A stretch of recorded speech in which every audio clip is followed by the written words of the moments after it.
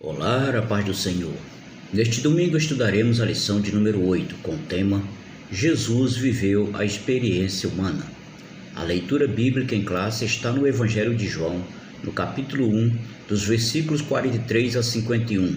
O Evangelho de Mateus, capítulo 26, dos versículos 37, 38 e 42.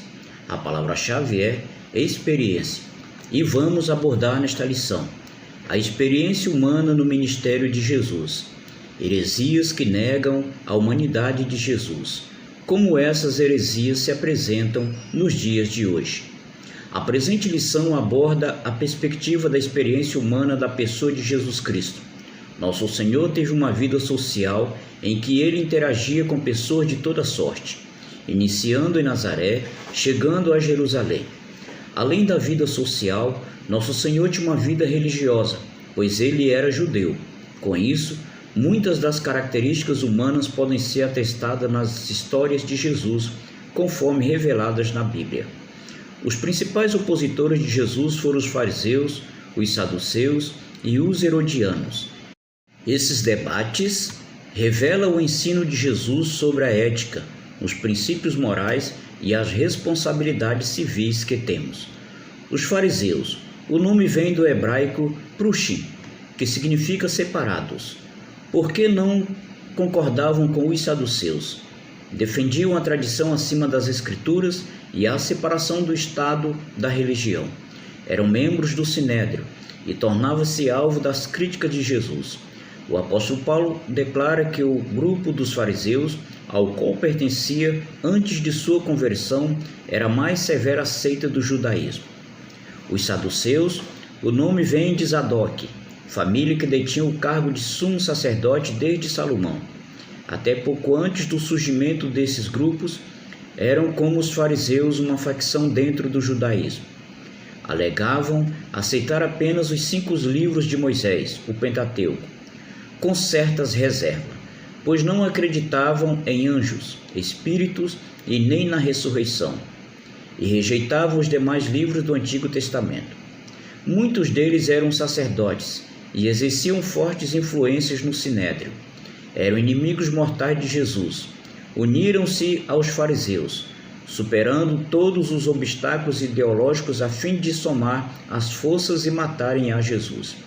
Os herodianos eram os apoiadores da dinastia de Herodes, uma espécie de marqueteiros, buscando convencer o povo para impedir um governo direto de Roma. Foram instituídos com interesses nacionalistas e eram a favor dos impostos. O discurso de Jesus também os incomodava. Formaram um conselho com os fariseus com o propósito de matar Jesus e assim livrar-se dele. Estavam associados aos fariseus na questão do tributo. A vida social e religiosa de Jesus. O mestre participava de uma vida social intensa. A escolha dos seus discípulos, como Filipe, André, Pedro e Natanael, aconteceu num ambiente entre amigos. Os 2 primeiros capítulos de Lucas apresentam um começo muito humano de Cristo, apresentando amigos, vizinhos, parentes, como Zacarias, Isabel, os filhos de Zebedeu, João e Tiago, eram primos de Jesus. Zebedeu era um pescador da Galileia e marido de Salomé, irmã de Maria, mãe de Jesus. Lucas descreve o desenvolvimento físico e mental de Jesus, que crescia em estatura e em sabedoria. Ele interagia com as pessoas independentemente de sua condição social e espiritual. Publicanos e pecadores, fariseus e a mulher pecadora e a mulher samaritana. A humanidade de Cristo, as Escrituras Sagradas apresentam diversas características humanas em Jesus. O relato de sua infância enfoca o seu desenvolvimento físico, intelectual e espiritual, e crescia Jesus em sabedoria e em estatura, e em graça para com Deus e os homens. E o menino crescia e se fortalecia em espírito, cheio de sabedoria, e a graça de Deus estava sobre ele. O profeta Isaías anunciou de antemão sobre Emanuel: manteiga e mel comerá, até que ele saiba rejeitar o mal e escolher o bem. Ele tornou-se homem para suprir a necessidade de salvação da humanidade. as heresias que negam a humanidade de Jesus. Apolinarismo. Apolinário foi bispo de Laodiceia. Nasceu provavelmente em 310 d.C. e morreu em 392. O apolinarismo é a doutrina que nega que Jesus encarnado teve espírito humano, usando a linguagem teológica de Apolinário. Os elementos constitutivos do ser humano são soma, carne ou corpo, a psiche, alma animal, a sede dos desejos, paixões, apetites, e pneuma, alma racional.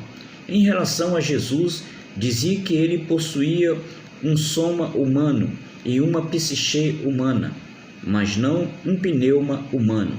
Segundo Apolinário, o Verbo teria ocupado o lugar da alma na encarnação.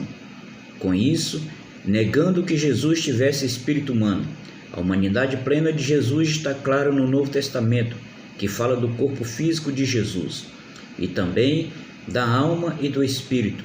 Essa humanidade de Jesus é igual à nossa, a diferença é a sua impecabilidade, de modo que ele é o verdadeiro homem. O apolinarismo foi declarado heresia no Concílio da Calcedônia em 451. O monotelismo é a doutrina cristológica do patriarca Sérgio de Constantinopla, que ensinava a ver em Cristo uma só vontade. O termo vem de duas palavras gregas, monos, único, e telema, vontade, desejo.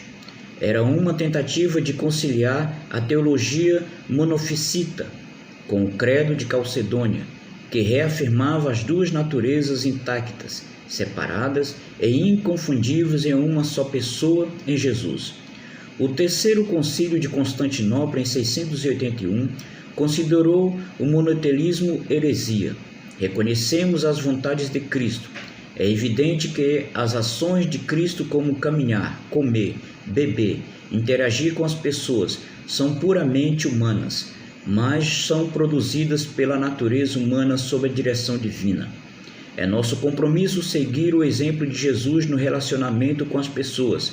É importante que nunca nos esqueçamos os pontos essenciais da presente lição sobre a verdadeira identidade do Senhor Jesus. Ele é o Deus verdadeiro em toda a sua plenitude, igual ao Pai. Como homem, em toda a sua plenitude, viveu e andou entre nós, seres humanos. Deus abençoe a todos, em nome do Senhor Jesus. Amém.